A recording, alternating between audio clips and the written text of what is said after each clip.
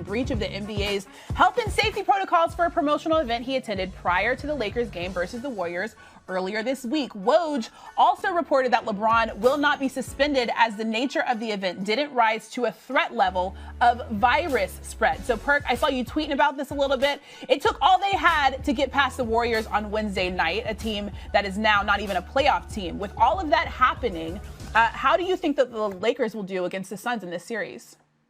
I got the Lakers in 6, and here's why. When you watch them play, even when they don't have it going offensively, their defense is so on point. It's just a beautiful thing to see, right? The way that they play boxes and elbows, they get deflections, able to get out and transition and run. But Anthony Davis, right? The way he defends, Anthony Davis really could possibly win if he was healthy and would play a full season. He could win Defensive Player of the Year every single year. It's not one guy that does what he does on the defensive end on a night-to-night basis. The way that he's able to switch 1 through 5, the way that he's able to protect the basket. And we all know what LeBron James brings to the table. But I'm looking at Caruso, a guy like Wesley Matthews, Caldwell Pope. Those guys are bought in. And if they just get a little bit out of Andre Drummond. I mean, hell, Monica, Christine, he went on the tour after he was released from Cleveland. Like, just give something. Give something. Yeah. Give something. Yeah. Monica, what do you think? Perk, Drummond is baffling because you look at it and he'll have like 14 rebounds, but you'll be like, wait, what? Like, this didn't seem to impact him at all. Right. I think this one for me, I'm really curious about CP3 versus his boy LeBron. I think CP3 is going to be the key to the matchup from the Suns' perspective, but I think there are willing defenders on this Lakers roster that are going to put their best foot forward in terms of defending CP3. I'm excited to see Dennis Schroeder go up against him. CP3 helped Dennis Schroeder take the next step in his game when they were back in OKC. We know that CP3 also is all about the gamesmanship, a little chitter-chatter, getting in the refs' ears. Like, I'm curious to see how all of that comes together. And then I think the first 2 games, I think the Suns' best bet is probably to grab one early in this series because I did see some rust about this Lakers squad just getting back to continuity, even though they got the win over the Warriors. Also so incredibly interesting that this is the first time that LeBron and CP3 have gone up against each other in the postseason. Perk, what were you going to say? And one thing to add, because Monica brought up a good point about Dennis Schroeder, right? Think about this. Dennis Schroeder turned down a 4-year, $80-some million extension, okay? Because he said he wanted 100+. And I never knock a player for trying to get his letters because that comes first, okay? But look, you can't make the All-Star game. That is over. You can't make an All-NBA team. So the only way to prove to the world in this organization that you worth $100 million is that you got to show up when it matters the most. Yeah. And guess what? That time is now. And now you have CP3. So I'm looking at Monica. That's a great point. He has to show up. He has to show up in these playoffs if he want that type of bread. You got to eat. You got to eat that lettuce. Got to get that bread. But, I mean, you also got to play if you're getting the lettuce and the bread, right? All right. Our third topic is the Nets' Big 3. Similar injury concerns with the Nets' Big 3. Have you seen a difference between first-round LeBron versus him deeper in the playoffs? To me, it's all about the durability. I don't believe that LeBron James is healthy. He's not even close to 100%. And I think that, unfortunately, that's what he's going to need to be in order to win the chip, and to repeat as a champion. He's not winning his 5th championship if he's less than 100%. And he swears that he's never going to be 100% again. Well, damn it, you better be close. All right, I'll throw it at 99. I'll throw it at 98. I'll throw it at 95. You better be up there in the high 90s in order to repeat, because it's too much of an arduous road that he and the Lakers are going to have to travel in order for him to pull this out. Everybody ain't the Golden State Warriors. We understand what Steph Curry is, but we also understand that Golden State this particular season has its limitations. That may not be the case with the Los Angeles Clippers or the Denver Nuggets or the Portland Trail Blazers. Whoever the hell you're going to end up going up against is probably going to be Portland. But the bottom line is that's really what this comes down to. And you certainly going to need all you can do if you're going to go up against the Brooklyn Nets or even the Milwaukee Bucks or the Philadelphia 76ers. I don't believe that LeBron James is healthy right now. Hopefully he can get it together. But right now, durability is a huge, huge, huge question mark. And that's my concern with him right now. So is your concern that he's going to be worse off early because he's hurt, or as the playoffs go on, it's going to get worn down even more? So he'll be better. As the playoffs go on, he's going to get worn down even more. That's possible. I mean, that's possible that happens. I think if the Clippers were avoiding the Lakers in the first round, that's probably that's probably entered their minds and factored into their thinking. I think if you saw that playing game against Golden State, though, Clippers made a mistake. Get them early while they're cold. Don't wait for them to get ahead of steam. Because Stephen A., LeBron, to me, it has nothing to do with whether it's early or late in the playoffs. It simply has to do with how much they need him. With the exception of the series in Dallas, the first time he'd been to a finals with a chance to win, because he dragged a Cleveland team, what was that, 07, kicking and screaming to the finals. They had no business in the finals. They had no shot. But that Miami team was supposed to win, and because LeBron choked, an all-time choke job, fourth quarter, didn't want the ball, they lost. That's the only time I saw LeBron really choke.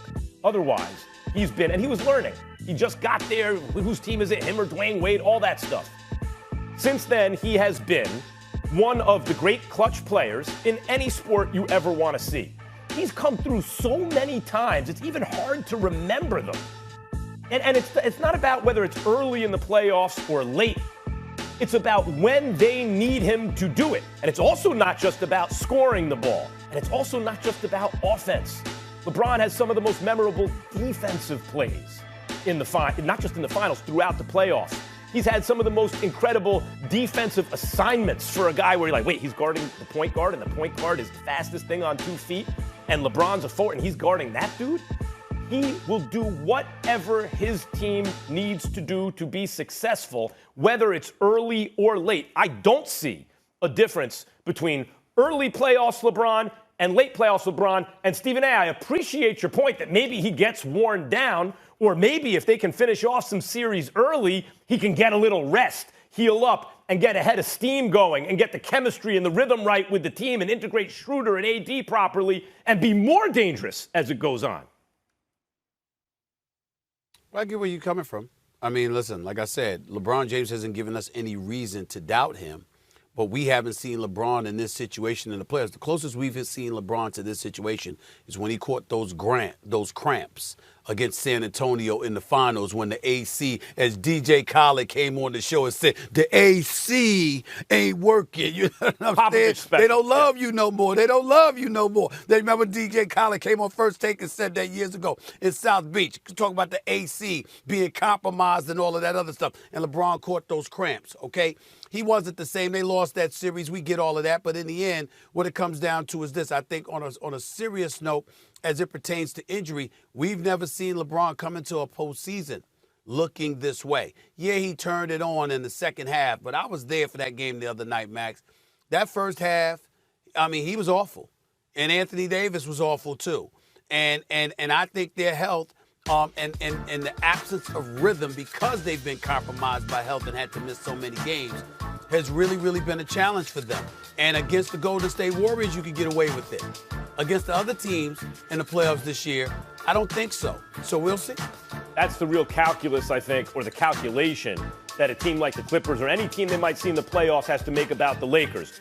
Do you think that they'll be more hurt later on because they have to play on these nagging injuries? And does that make it better to get them later? Or does the chemistry offset that? Because they haven't played together a lot recently, that they'll integrate all the pieces right, get ahead of steam going, get the rhythm going, and that'll offset whatever, kind of drawback injuries have over time. I don't know the answer to that question. If I were a team, I'd rather catch the Lakers early than late. I think once they get into a rhythm, they'll be able to deal with whatever nagging injuries. But I'd rather catch them cold early than deal with them late. Stephen A., tell me this, because I know you are concerned about the health, obviously, and we know the Suns are legit. They're the 2 seed.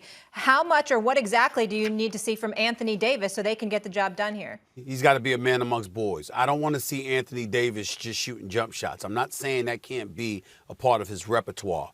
But Anthony Davis is a formidable presence on the front court with his back to the basket, in the post, schooling cats. And defensively, obviously, he's a shot blocker as well. He needs to be a dominant big man. He can't give DeAndre Ayton any life. He can't allow that young man to believe he belongs on a court with Anthony Davis throughout this series. And Chris Paul and those boys have been in DeAndre Ayton's ear and preaching to him about how important he is to the success of this team. They don't have a shot at winning it all if DeAndre Ayton doesn't show up against the big boys in the West. Anthony Davis, Jokic, Rudy Gobert, and others. DeAndre Ayton has to have a presence, and they know it. Anthony Davis has to kill that before he gets any kind of momentum whatsoever, or it could give Phoenix even more life than we realize, and they could end up winning this series. Who do the Lakers need to worry about more, CP3 or Booker? CP3, because of his floor generalship and leadership. Devin Booker's a scorer machine. He's a young star. Love him. But we understand that the difference with this year's team is CP3, the leadership and tutelage that he's helped Monty Williams and the staff provide to the rest of the young players out there. Him and Jay Crowder, I can't say enough about, the pickup of him and how much he's helped them as well. That experience is what we're going to be looking for. Because the reason I got the Lakers winning this series, albeit in 7 games, is because I expect LeBron and his experience to ultimately come shining through. But if there's anybody that can galvanize the troops and peel everything out of them, it's somebody like CP3. Wherever he goes, the team gets better. When he departs, they get worse. It's that simple. And that's the case with the Phoenix Suns right now. So I would say CP3. Yeah, though he's never been to a conference finals. Look, I agree CP3 has those intangibles you're talking about. Nothing you can do about that. What are you going to do about his leadership? What are you going to do about his decision-making? You can't even counteract that. The thing to worry about is Devin Booker, because Devin Booker, as I see it, has a game that he reminds me of a little mini Kobe. Like, he can score from anywhere, almost no matter what you do. And when the lights shine brightest, it seems to me he plays better. In the bubble last year, he was killing the game. This man scored 70 points, 70, in an NBA game when he's 20 years old. And the whole thing about, is he an empty calorie stats dude on a bad team? No. In the bubble, they were 8-0, and he was scoring more than 30 points a game. No, he's a big stat dude on a team that doesn't lose. I mean, over the span of the last, plus the bubble this season, bubble plus this season, they have the best record. And Devin Booker is their best scorer. What do the Lakers do about that? You gonna put KCP on him?